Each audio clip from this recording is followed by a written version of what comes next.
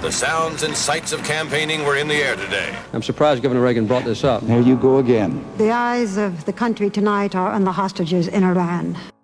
Are you better off than you were 4 years ago?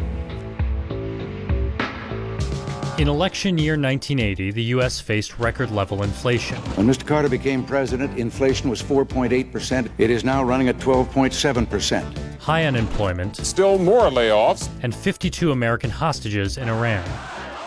We have made a rescue attempt, which unfortunately was not successful. The 257th day of captivity. Americans were ready to fire President Jimmy Carter, but they were nervous about Ronald Reagan. The former governor of California had been painted as a reckless cowboy, a right-wing warmonger, and old. No president has ever won the White House at that age.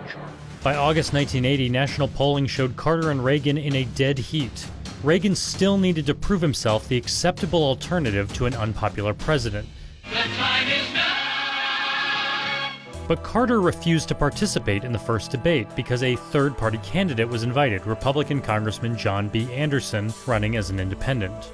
That set up the one and only head-to-head debate on October 28th. Finally, just 7 days before the election, Reagan would get his opportunity with 80 million people watching, a viewership record that would not be broken until 2016.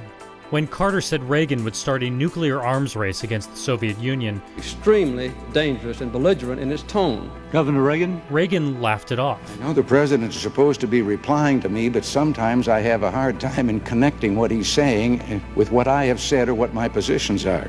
On the issue of Medicare, Reagan again brushed off his attack. Governor Reagan, again, typically is against such a proposal. Governor? There you go again. His demeanor said, "I'm no extremist," and he closed with a reasonable question for the American people. Are you better off than you were 4 years ago? Instantly, the race flipped from really close to Ronald Reagan apparently headed for an enormous victory tonight. The map is all red, with the exception of a few patches of blue here and there, and that tells the story.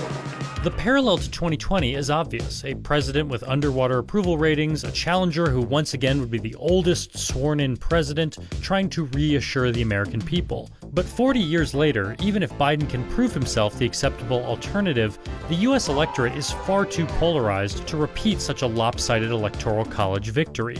And this time, if all goes according to plan, the fate of the election won't hang on just one debate.